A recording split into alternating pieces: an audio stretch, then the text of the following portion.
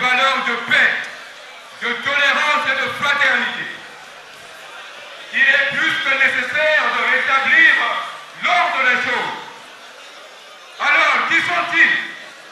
Où étaient-ils pour nous manifester une telle hostilité? Les blocages de tout genre sont les armes des faibles à court de légitimité. Le peuple de la dynamique de Yamatsol, notre patrimoine à tous, ne saurait être assimilé à un chromosome génétiquement transmissif et nous l'accepterons jamais. Militants et militants de la dynamique, je suis tu es la Yamatsol, originale version Yamatsol. Solennellement, nous lançons Hello Matson Mafouya. Et bien des hommes, de femmes et des jeunes qui aujourd'hui ont témoigné de leur présence ici.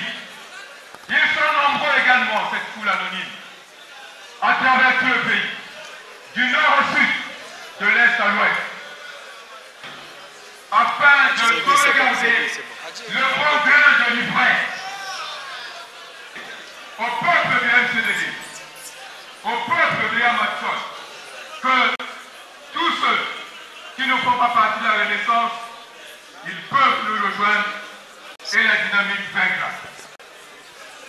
Vive la Renaissance de Yamatsol, vive la dynamique version originale, et nous serons là pour le témoigner dans les jours à venir. Je vous remercie.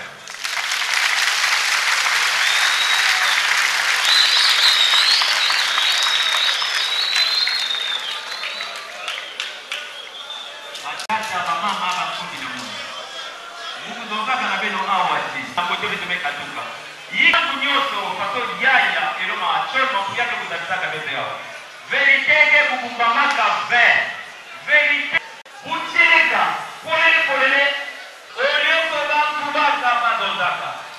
yaya me kusala façon babakala ke kusala pecho tolaka kuzieta kukwenda kana na pote zwa kati nyoso ina usalama kave beni yake kuseleka yaya kembebe boto mwini na ndangu yawi na yaya ke kusala kibakala yani mosi kuke kupesa pecho bafutu na bakiru ina me kusala pecho attention bila mosi keba kitantu kubanda pecho beni yake le yaya pandi le pandi militant que les militants, Banyaku nous sommes des Zozaka. Discours na beto, Nyamu, Banyaku nyote kulinda, pesa beto, Batamina ya mfunu, beto nyote kulinda. Vraiment comme la beto moto.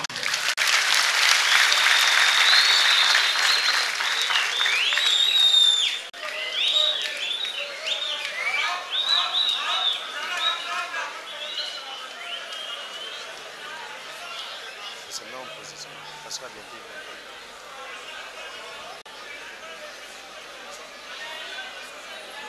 La violence perpétrée par les civils de notre bord, qui ont attaqué les droits divins, qui règnent par la terreur et le clientélisme.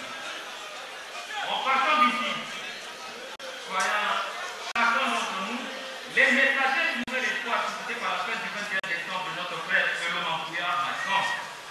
Nous sommes largement majoritaires. Oui, le soleil brisera désormais pour tout le monde. Merci et une fois de plus, ovation s'il vous plaît.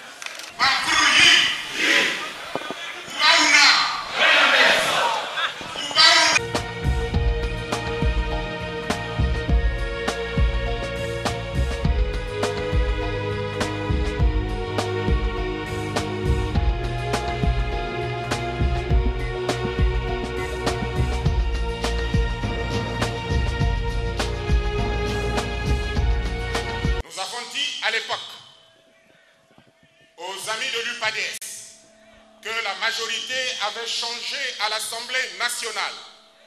Ils nous ont dit que ce n'était pas possible, parce qu'ils n'imaginaient pas que le président Kolela, qui avait mené une grande lutte contre l'idéologie marxiste dans notre pays, puisse conclure avec le PCT qui incarnait cette idéologie.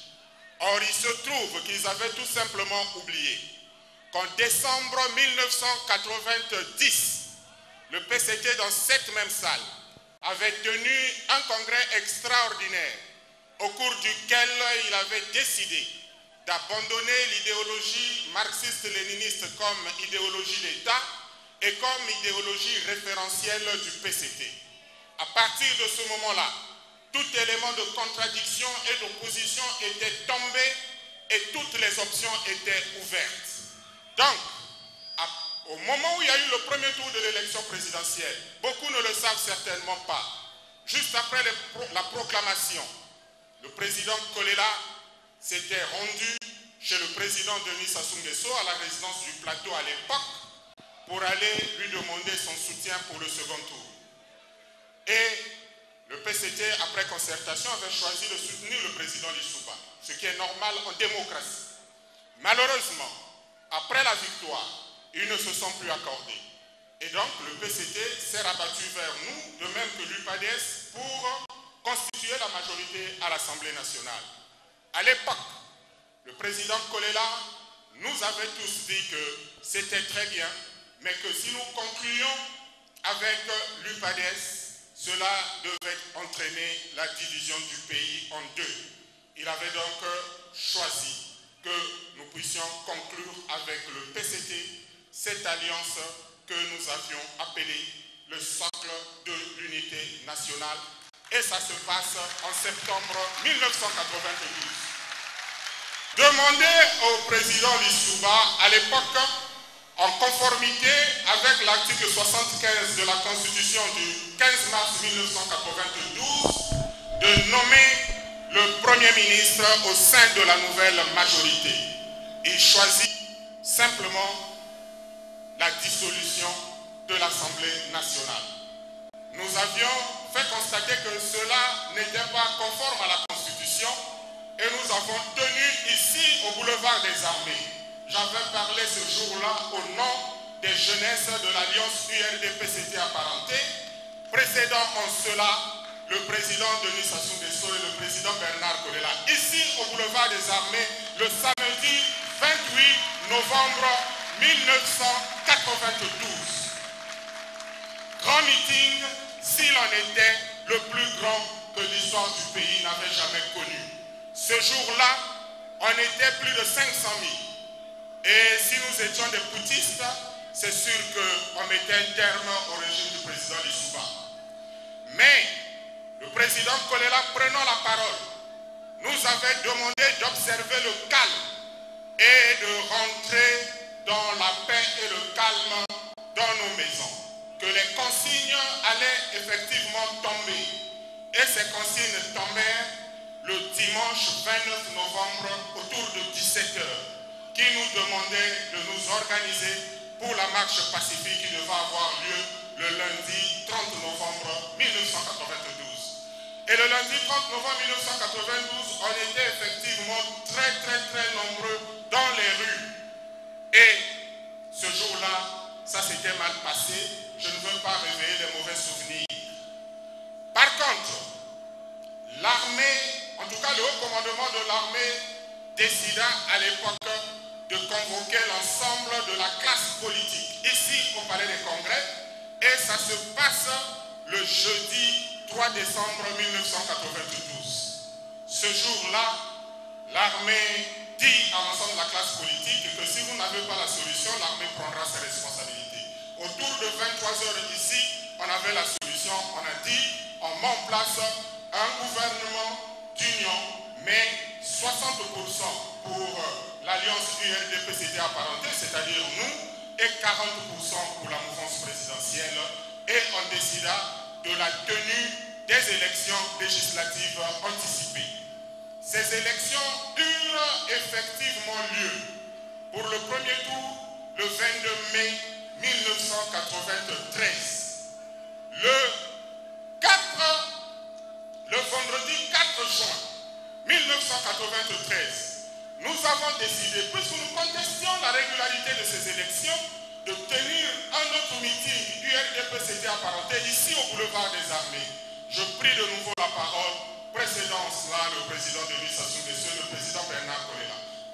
venant des jeunes, fustiger cette attitude jusqu'au boutiste du régime et demander effectivement le dialogue qui devait nous permettre de sortir de l'impasse et d'éviter au pays une crise politique majeure supplémentaire. Nous ne fûmes pas entendus et le dimanche 6 juin 1993, il y eut le deuxième tour des élections législatives anticipées que nous avions par ailleurs boycotté. Nous étions dans la rue une fois de plus pour refuser ça. Et s'en suivit une contestation à la régulière. Et vous saviez que quand le président Kolela se levait et disait, eh bien, ville morte, nous nous levions pour faire observer la ville morte. On avait le contrôle de la vie. Et c'est la vérité politique historique. Alors, nous avons donc contesté ces choses-là et le mercredi 7 juillet 1993, n'acceptant pas notre contestation politique pourtant pacifique, eh bien, l'armée à l'époque, un bataillon de l'armée attaqua purement et simplement le quartier général du MCDDI au marché total. Nous nous organisions ce jour-là pour assurer la défense du QG et c'est ce jour-là que naquirent ceux que nous avions appelés à l'époque les ninjas. Le 27 juillet du même mois, appelé par le président Bongo à Libreville, la classe politique tomba d'accord pour faire appel à un arbitrage international et un comité arbitral international était mis en place. Et ce comité rendit ses conclusions 2-3 mois plus tard et indiqua que la majorité était du côté du président Lissouba et nous nous sommes pliés pour observer, faire observer que nous étions des démocrates et permettre au pays effectivement de fonctionner normalement. Mais il se trouve que les médias d'État ne nous étaient pas accessibles à l'époque. Nous avons choisi, pour des besoins de la lutte, oui, la lutte démocratique, nous avions choisi à l'époque d'installer une radio que nous avions appelée la Radio Alliance. Ça n'était pas de l'anarchie. Nous observions en cela un acte de la conférence nationale qui nous donnait le droit de disposer des médias privés. Malheureusement, refusons que nous ayons cette possibilité d'expression. Le pouvoir, une fois de plus, envoya des chars pour la première fois et nous avions connu des bombardements. La première cible était naturellement la Radio Alliance. Inutile de vous dire que les 2 jours précédents et ce même jour, c'est moi qui étais celui qui lisait l'ensemble des déclarations au niveau de la Radio Alliance, ce que le pouvoir n'avait pas supporté à l'époque. Et pour répliquer et frapper, le 3 novembre 1993, il y a eu ces attaques à Bakongo. Vous comprenez que c'était des moments très difficiles. Et à l'époque, il fut mis en place ce que nous avions appelé à l'époque le comité parlementaire pour le pays du Niari pour la paix. Grâce à ce comité, un gouvernement fut mis en place en janvier 1994 et nous avions participé pour la première fois dans ce gouvernement en ayant comme ministre le ministre Luc Adamo Mateta, la ministre Hippolyte Mélanie et le ministre Philippe Mikikita. C'était notre façon de donner un gage de notre engagement pour la paix, l'unité et la cohésion nationale. Vous comprenez que nous avons traversé toutes ces étapes. C'est à la suite effectivement de ce climat de paix que le régime décida enfin d'installer le président Kolela comme maire de Brazzaville, puisqu'il était le premier élu depuis avril 1992 et continuait à attendre sans prendre ses fonctions à la mairie de Brazzaville. Cela fut fait en date du 8 juillet 1994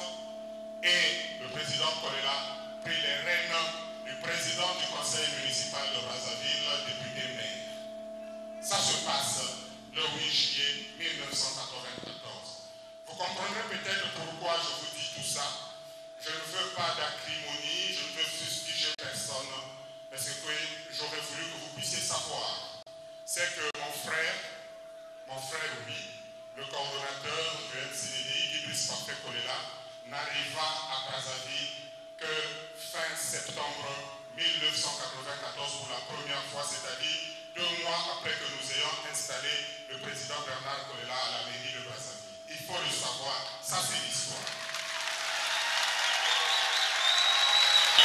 Chers frères et sœurs, nous ne pouvons pas marcher de façon aveugle. Nous devons avoir des repères historiques qui doivent structurer nos comportements. Pourquoi je vous ai dit ça? Tout simplement pour dire que, tel que nous faisons la politique dans ce pays, il en est qui ont été de tous les combats et qui en connaissent les conséquences. Il en est qui n'ont jamais participé à rien et qui veulent s'amuser avec des affaires aussi sacrées que les affaires du pays. Nous avons pris des résolutions dans notre vie pour faire de telle sorte que nous nous battions tout le temps afin que la paix soit préservée, afin que l'unité et la cohésion nationale soient préservées. C'est sans doute parce que nous avons vécu dans notre chair tous nos égarements historiques. Chers frères et sœurs, toutes ces choses-là, vous devez les savoir, vous devez les connaître. Parce qu'ils pensent qu'ils peuvent aussi simplement, aussi facilement, parce qu'ils se seraient mal réveillés, parce qu'ils seraient de mauvaise humeur, parce qu'ils auraient des états d'âme, bon, ils pensent qu'ils peuvent se lever et d'un trait dire et l'homme en priant radier du MCDDI. C'est pas sérieux. Mais ma petite vie se confond avec celle du MCDDI. J'ai été et le seul porte-parole de Bernard Kolela durant toute sa vie politique. C'est quelque chose, ça. Le seul qui avait le droit de parler en son nom. Je l'ai accompagné partout. Nous sommes allés partout et dans des moments, croyez-moi, les plus difficiles. Ça n'a pas été une sinécure, ce n'était pas facile. Ce n'est certainement pas le lieu de dévoiler tout ce que nous avons connu. Un parcours en tout cas semé d'embûches, semé d'épines. Mais c'était très dur. Très dur, et je crois que le moment le plus difficile pour moi fut le décès de ma mère qui avait passé plus d'1 an dans nos forêts aux poules et qui en est morte. Et je n'ai pas pu venir l'assister ni l'enterrer. Je pense que quand on a vécu ça, pour tout homme, il prend une décision dans la vie. C'est de faire que ça n'arrive pas aux autres. Je crois que nous sommes des dirigeants politiques. Et le président Kolela aimait à dire que les dirigeants politiques n'ont pas vocation à enfermer leur peuple dans des cycles de violence permanentes sans pour autant créer les conditions qui permettent à ces peuples d'accéder au bonheur et au bien-être. Je crois qu'en tant que dirigeants, nous devons avoir en nous cette vertu. Sinon, nous sommes disqualifiés et n'avons aucun droit à prétendre à prendre la direction de quelque communauté ou du peuple. Il faut que nous comprenions ces choses-là. Maintenant, il faut que je vous dise ce qui est arrivé aujourd'hui dans notre parti. Notre frère, le coordonnateur Kibris Parfait Kolela, a décidé de convoquer une convention pour décider des affaires du parti. Il se trouve que le président Kolela, après son long parcours, est arrivé néanmoins à la fin, le vendredi 13 novembre 2009 à Paris, comme vous le savez. Nous l'avons porté en terre le dimanche 22 novembre actuel. Nous n'avons pu tenir notre première réunion du bureau exécutif national du parti que le samedi 23 janvier 2010. Au cours de cette réunion, il s'est posé le problème de la direction du parti. Nous sommes tous intervenus pour dire, en tout cas moi particulièrement, pour dire qu'il était hors de question de changer les choses parce que nous avions un frère coordonnateur. Par conséquent, il lui revenait la charge et la responsabilité de conduire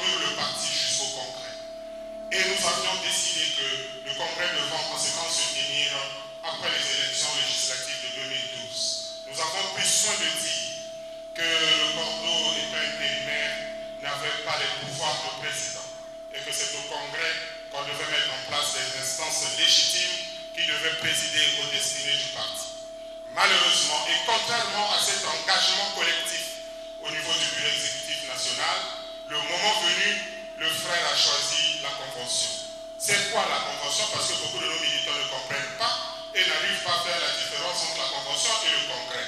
Il se trouve tout simplement que la convention, c'est un organe de circonstance. C'est-à-dire que si nous avons un problème grave qui ne peut attendre le congrès, le président du parti, en l'occurrence il s'agit du président fondateur, a le droit, le pouvoir de convoquer la convention.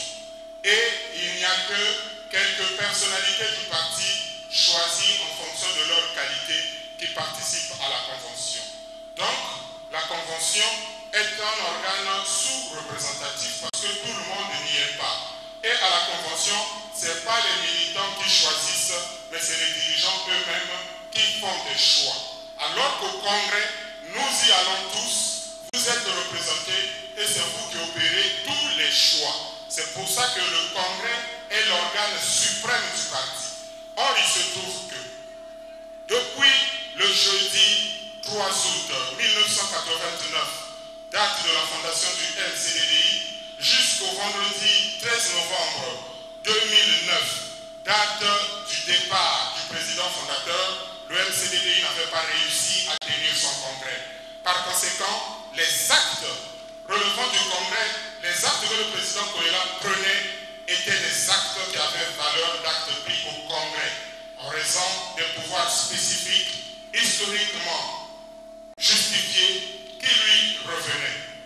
Et les structures que le président Kolela avait mises en place, les instances, devaient donc, ne pouvaient être modifiées qu'au congrès, tenant en cela compte du parallélisme des formes, puisque la mise en place des instances, la modification des textes fondamentaux sont des matières qui relèvent du congrès et ne pouvaient donc être ramenées à la convention. Premièrement. Deuxièmement, le président Kolela, qui est à un niveau très élevé, on s'est arrangé pour le rabaisser au niveau du congrès, puisque les actes qu'il avait pris ont été ramenés au niveau des actes pris au cours d'une convention et non au cours d'un congrès. Bien plus, on a envoyé à cette convention même pas ceux qui sont prévus par nos textes, mais on les a sélectionnés de manière arbitraire. En plus, vous allez mettre en place les instances dans une convention. Quel est le mandat que vous conférez à ces instances-là? Puisqu'on peut diriger le parti pendant 50 ans sans tenir de convention, parce qu'il n'y aurait aucune circonstance qui exigerait la tenue d'une convention. Donc, ça veut dire que le mandat est défini de manière arbitraire. Bon, je vous ai dit tout ça simplement pour vous dire à la fin qu'il s'agissait d'une basse conspiration, d'un véritable complot destiné à extorquer une légitimité que l'on ne peut obtenir qu'au Congrès et à éliminer certains frères. Nous avons tenu une réunion du bureau exécutif national avant la convention.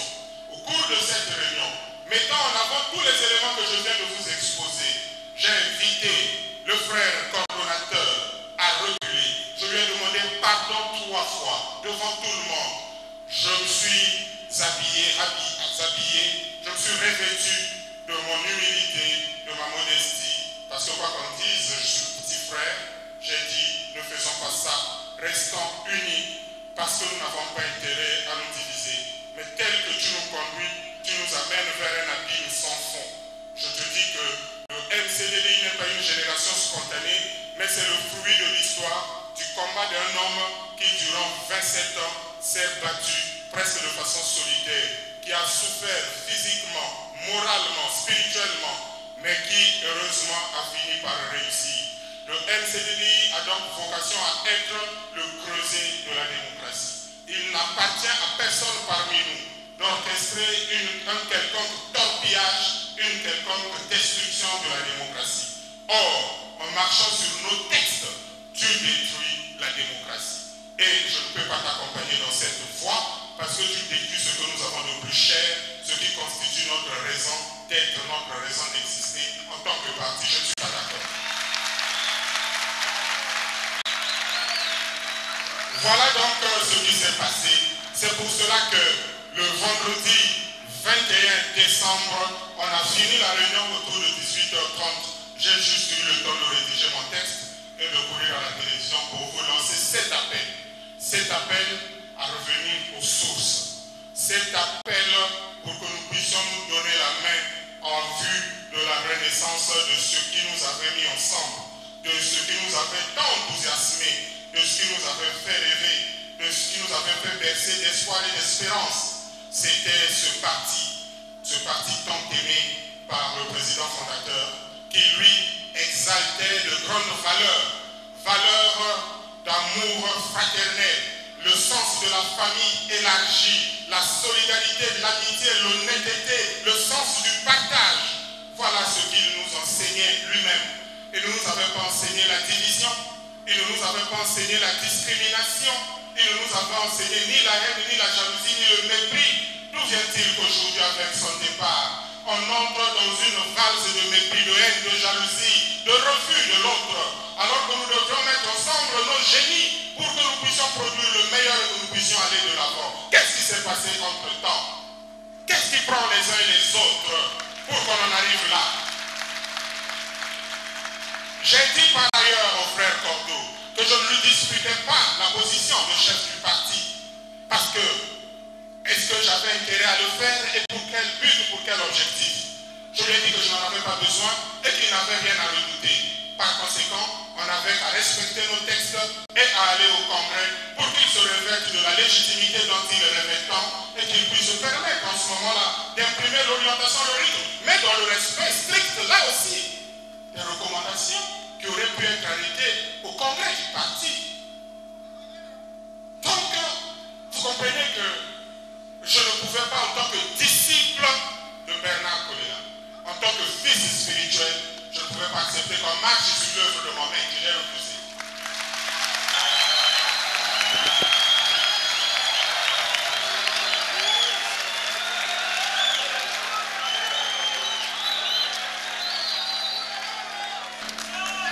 Quand ceci est arrivé, nous avons un grand appel pour que nous expliquions tous ces événements à nos populations, à notre peuple. Et à partir de ce moment-là, les complots ont commencé pour que nous ne puissions pas nous réunir. Et ils disent que nous n'avons pas le droit d'utiliser les symboles du parti. Mais c'est nous qui avons installé les structures du parti. C'est nous qui avons créé la jeunesse du parti. C'est nous qui avons travaillé pour donner à ce parti ce qu'il a eu et ce qu'il pourra faire, ce qu'il est devenu. Et aujourd'hui, ceux qui n'avaient jamais rien fait pour ça, eh bien, ils osent défier l'engagement qui a été le nôtre. Un engagement constant, un engagement fidèle. Ils vont même plus loin. Ils osent dire, et cela pour vous prendre pour un peuple naïf et stupide. Ils ont osé dire qu'on m'a donné 9 milliards, 1 milliard, 500 millions, 400 millions pour que je divise le MCDDI, alors qu'il est en train de violer les textes, alors qu'il marche tout et ne respecte rien. Soyons sérieux.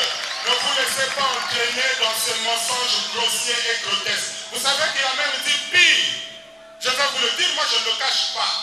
Puisqu'il s'est permis de le dire,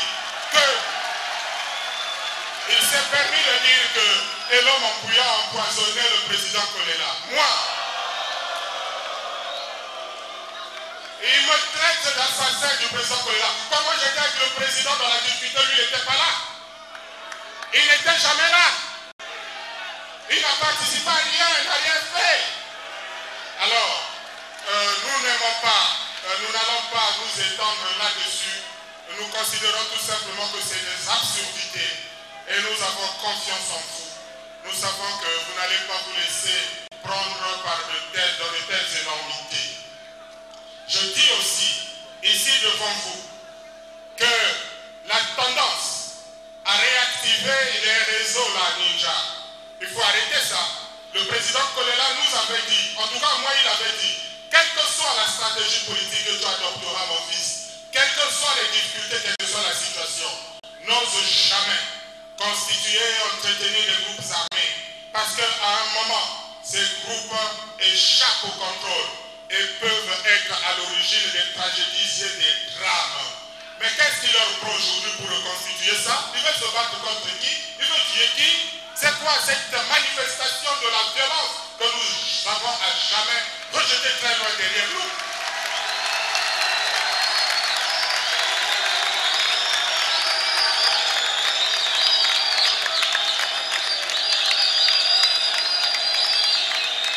frères et sœurs, chaque chose en son temps.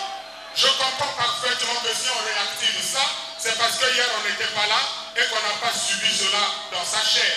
Je comprends, mais en ce moment, on est en retard de l'histoire, il faut demander. Il faut demander. Voilà. Et donc, je dénonce aujourd'hui cette tendance au retour à la violence. Je le dénonce fortement, je la dénonce très fortement, et je dis que nous devons abandonner cela, parce que la politique aujourd'hui au Congo se déroule sur l'arène, dans l'arène démocratique. Et il faut qu'il y ait des arguments, il faut qu'il y ait des idées,